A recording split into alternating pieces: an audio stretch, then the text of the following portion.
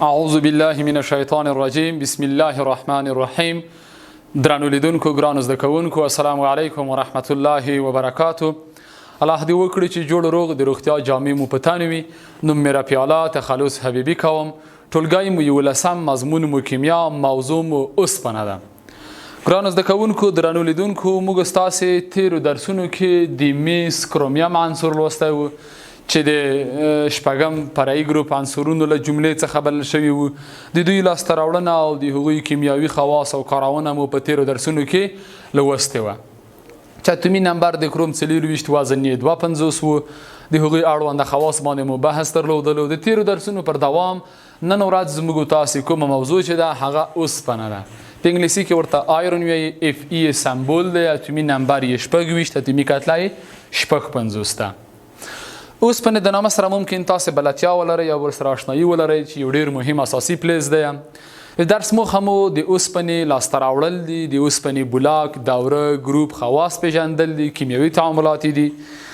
او کولی شو موږ تاسې په کومو طریقو سره اوسپنه لاسته راوړو، په کوم ګروپ، په کوم بلاک کې اوسپنه شتون لري. دا مو درس موخه ده. وروسته د خیره د درس موضوع ته اوسپنه چې سمبول یې اف ای دی، فیریم یا د لاتینی کلمې څخه اخیستل شوی دی. فیریوم هم ورته ویل کیږي. اتومي نمبر یې 26، اتومي کتله یې 55 ده. اوسپنه داسې وي د عنصرونو د دوراني جدول د ډي بلاک اتم فرعي ګروپ عنصر دی. اوسپنه د ډي بلاک اتم فرعي ګروپ عنصرونو له جملې څخه شمیرل کیږي. د اوسپنې الکتروني جوړښت په عادي حالت کې په دې ډول سره دی. تاسو متوجه شئ تختې ته چې دغه د اوسپنې الکترونیکي جوړښت په څه ډول سره دی. ګورئ ګرانو زده کوونکو، د اوسپنې اتومي نمبر 26 دی، اتومي وزن یې 55. که چیرې موږ تاسې دغه 26 اتومي نمبر یا الکترونونو شمیر په پاریس او وویشو. 1 2 2 2 پی شپږ 3 2 3 پی شپږ 4 2 3 ډي و به شمیرو څو الکترونونه اخلي. لاس شل 3 ډي ته به شپږ ورکړو.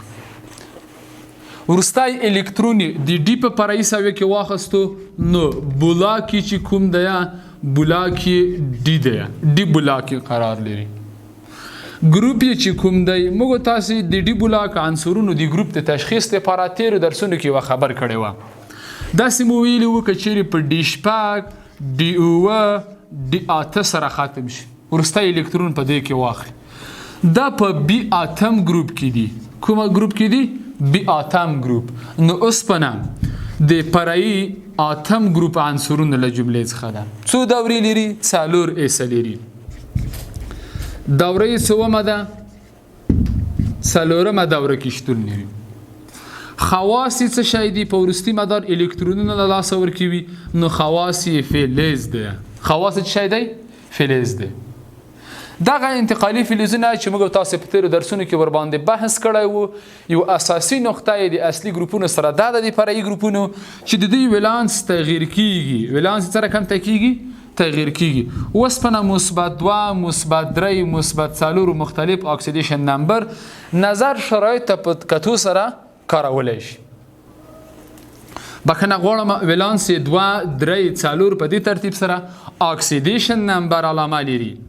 اکسیدیشن نمبر ممکن اکسیدیشن نمبر یې مثبت 2 وي، مثبت 3 وي، مثبت 4، یعنی د مختلفو اکسیدیشن نمبر په کارولو سره کولی شي چې مختلف اکسایدونه هم جوړ کړي.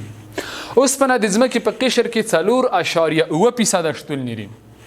د ځمکې په قشر کې څومره اوسپنه شتون لري؟ 4.9% شتون لري. اوسپنه هم یو له هغه عناصر له جملې څخه دی چې په طبیعت کې په خالصه بڼه نه پیدا کیږي. د افغانستان د بامیان ولایت حاجي ګک د اوسپنې کوم کان چې دی هغه هلته ګورئ خالصه اوسپنه نشته. چې تاسو اوس ورشئ تبۍ اوسپنه پرته وي را به وړئ. نه، هغه هلته د اوسپنې ډبرې دي، د اوسپنې منرالونه دي. یعنی اوسپنه په خالصه بڼه باندې نه پیدا کی بلکې په ناخالصه بڼه باندې د ځینې نورو عناصرو مرکبونو مالیکولونو سره یو ځای پیدا کیږي. مثلا د اوسپنې ځینې مهمه ډبرې چې دي د هغوی جیولوژیکي نوم، کیمیاوي فورمول، کیمیاوي نوم یې موږ دلته لیکلی دی. هیماتایت Ep2O3 کیمیاوي نوم فیریک اکساید. بل ډبره یا بل کوم منرال چې دی مګنیتایت Ep3O3 فیریس فیریک اکساید. فیریس فیریک اکساید اصلا دغه فیریس فیریک اکساید چې کوم دی Ep3O4 دا د دوو مرکبونو مخلوط دی. وروسته ان شاء الله تخطیط مخ لیکم درته. پایرایت، فیریم سلفاید، ځینې خلک ورته لیوانی طلا یا لیویني سره زر هم وایي. لیمونایت اوبه لرونکی فیریک اکساید، فیریک اکساید ډای هایدریت اوبه لرونکی فیریک اکساید. سیدیرایت یا ورته ویل کیږي فیرس کاربونیت، فیرس کاربونیت. چالکوفایرایت یا سالکوفایرایت ورته وی. کافر فیریم سلفاید دغه یې فرمولونه د جیولوژیکی یا مینرالی نمونه او دغه هم کیمیاوي نمونه. د ځینو مینرالونو اړوند موږ تاسو ته ځینې شکلونه هم راوړي دي. ګورئ هیماتایت، مګنیتایت او یا هم پایرایت. هیماتایت فیریک اکساید Ep2O3، مګنیتایت Fe3O4. د اصلا د فیریس اکساید او فیریک اکساید د دغه دواړو مخلوط څخه بیا مګنیتایت یا فیریس فیریک اکساید لاسته راځي.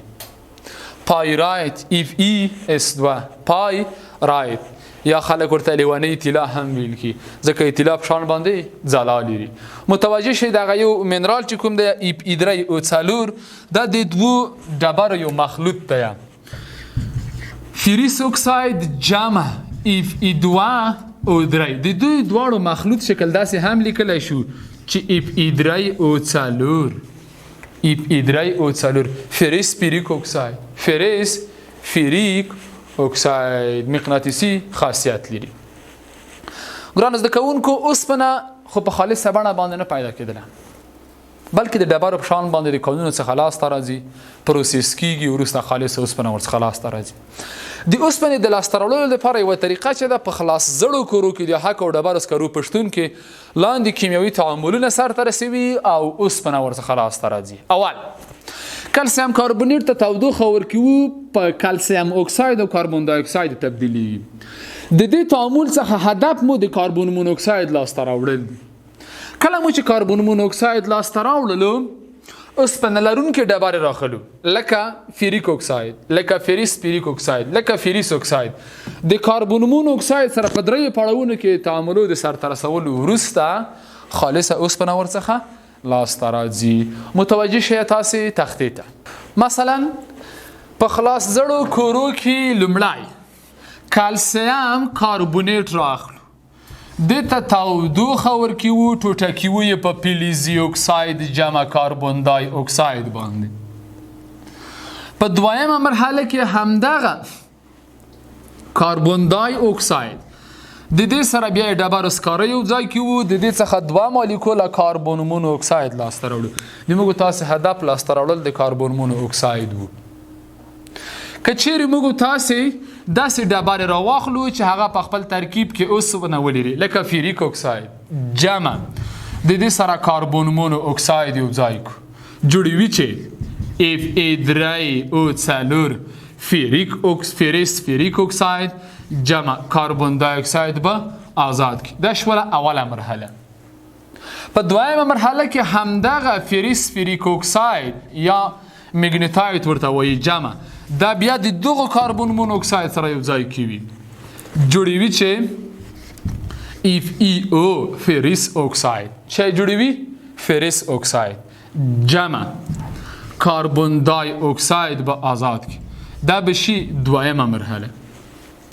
په دریمه مرحله کې همدغه فیریس اکساید راخلي جمع کاربن مونوکساید ورسره یو ځای کوي جوړوي خالصه اوسپنه، دا به رسوب وکړي جمع کاربن دای اکساید به ورڅخه آزاد شي. دا به شي څومره مرحله؟ دریمه مرحله. موږ تاسې ولیدل چې په خلاص زړو کورو کې اوسپنه داسې تعاملات ترسره کوي. اول کلسیم کاربونیټ ته تودوخه ورکوي په کلسیم اکساید او کاربن دای اکساید باندې تبدیلی وو د دغه تعامل څخه مهدف د کاربن مونوکساید لاسته راوړل دي وروسته کاربن دای اکساید سره کاربن یو ځای کیوي کاربن مونوکساید ورڅخه لاسته راوړي کله چې کاربن مونوکساید ورڅخه لاسته راغللو د اوسپنې لرونکو ډبرو سره یو ځای کیوي بل اخره په پایله کې فیرس اکساید او کاربن مونوکساید سره یو ځای خالصه اوسپنه او کاربن دای اکساید ورڅخه آزاد شي د همدغه کیمیاوي تعامل د سر ته رسولو لپاره موږ ځینې موډلونه هم چمتو کړي ګورئ فیرس اکساید زیړ رنګ لرونکی موډل اوسپنه فرض کړئ سور رنگ لرونکی موډل اکسیجن فیرس اکساید جمع کاربن مونو اکساید د کاربن مونو اکساید سره تعامل کا د تعامل په پایله کې خالصه اوسپنه رسوب کوي او کاربن ډای اکساید ورڅخه لاسته راځي دا شوله د اوسپنې د لاسته راوړلو اوله طریقه بله طریقه چې ده هغه د بسمور په طریقه ده بسمور یو کیمیا پوه دی د بسمور په طریقه د اوسپنې لاسته راوړنه داسې ده چې په دې طریقه کې د هغې په اړوند دستګاه کې 15 تنه توکي ځای پر ځای کیږي چې هغه په خپل ترکیب کې اوسپنه ولري او د خلاص زړو کورو په سیستم کې 200 ټنه خالصه اوسپنه ورڅخه لاسته راځي چې تقریبا د 8 څخه تر 10 ساعتونو پورې وخت نیسي دغه د بسمور عکس یا تاسو شکل ګورئ خلاص زړه کوره ده دا چې په کومه شکل باندې اوسپنه لاسته راوړي یو ویډیو مو هم چمتو کړی د تاسو د ویډیو ته چمتو شئ دغه اړونده د مربوطه بسمور کوم نوم چې ذکر کړی دی د هغه عالمي و دستګاه ده چې هغه جوړه کړی خلاص زړې کوره معنا خله خلاصه ده هوا ورڅخه د باندې وتلی شي په دوه شکل باندې جوړښت لري داخل ته مختلف مواد ور داخليږي داسې مواد ور داخليږي چې هغه په خپل ترکیب کې اوسپنه ولري د سره ټولېږي دوه خطر کوزيږي دلته ځینې مواد ورته راوړل کیږي اوس دی بل د دستګاه په واسطه سره دا هغه مواد دي چې هغه د اوسپنې یا ځینې ټوټې دي یا ځینې هغه مواد چې خپل ترکیب کې به اوسپنه ولري دلته به د اوسپنې مذابه ور داخليږي په دې شکل سره د مغو سره یو ځای میکس کیږي ورسته دغه دستګاه ته چې د بسمور دستګاه موږ تاسو ورته وایو دوته ځینې نور مواد هم ورته داخلي په دغه شکل باندې ورسته د تودوخه هم کارول کیږي هغه د الکترونونو په شکل باندې ورته روان ته اکسیجنونه ور داخليږي کله چې د اکسیجن ور داخل شي د تودوخه نور هم زیاتیږي د اکسیجن د کاربن سره تعامل کا کاربن مونو اکساید او بل اخیره دلته د کاربن دای اکساید په شکل باندې ځینې غازات ورڅخه خارجيږي بیرون ته او د لاندې خالصه اوسپنه رسوب کا هغه مواد چې هغه سپک وي د غاز په شکل باندې د دغه اکسیجن سره تعامل کا دلته یو ځای کیږي بل اخیره هغه د کاربن دای اکساید په شکل باندې د باندې خارجيږي او خالصه اوسپنه ورڅخه لاسته راځي دلته دغه دستګاه په پای کې یا د بټۍ کې خالصه اوسپنه پاتې کیږي دا شوله د بسمور طریقه د دې طریقې په واسطه باندې د اوسپنې لاسته راوړل دي د اوسپنې ځینې مهم الیاژونه دي که چیرې په خالصه اوسپنه باندې کوبالت کرومیوم وینادیم تنګستن یا ولفرام ورسره یو ځای شي ښه کیفیت لرونکی پولاد ورڅخه لاسته راځي همداسې د اوسپنې یو بل مهم الیاژ چې کوم دی هغه د سټاینلیس سټیل یا د ضد زنګ پولاد په نامه سره یادیږي چې په خپل ترکیب کې تقریبا 2% اوسپنه 19% کرومیوم او 9% نیکل لري د کانکور پوښتنه دغه هم راغلی ده چې ضد زنګ پولاد یا سټاینلیس سټیل پولاد په خپل ترکیب کې 2% اوسپنه لري 2% څومره کروم لري 19% او څومره نیکل لري 9% له دغه دریو واړو د یو ځای کېدو څخه یو الیاژ لاسته راځي هغه الیاژ د ضد زنګ پولاد په نامه سره یادیږي ګرانو زده کوونکو دا زموږ ستاسو د نن ورځې موضوع اوسپنه د اوسپنې کارونه ده ممکن تاسو د اوسپنې د نامه سره بلدتیا ولرئ اوسپنه په ورځنیو چارو کې بیخي په مختلفو ځایونو کې په زیاتو ځایونو کې ورڅخه استفاده کیږي په صنعت کې په ټکنالوژي کې په ترانسپورتي وسایلو کې تیارو په جوړولو موټر په جوړولو د کور په وسایلو کې ورڅخه ګټه اخیستل کیږي د انسان په وینه کې د هیموګلوبین په نامه باندې یو پروتین دی هیمیسور ګلوبین پروتین ته ویل کی سور رنګ پروتین دی د وینې رنګ ځکه سور دی په خپل ترکیب کې اوسپنه لري انسان ځکه برق نیسي چې په خپل ترکیب کې په مایع شکل په وینه کې اوسپنه لري او دغه هیموګلوبین چې کوم دی په خپل ترکیب کې اوسپنه لري په بدن کې د اکسیجن انتقال وظیفه پر غاړه باندې لري که هیموګلوبین له منځه ولاړ شي د انسان تنفسي سیستم قطع کیږي انسان له منځه ځي نن ورځ د درس اړوند ګرانو زده کوونکو ما تاسو ته د کانکور یوه پوښتنه چمتو کړې ده. هغه پوښتنه داسې ده چې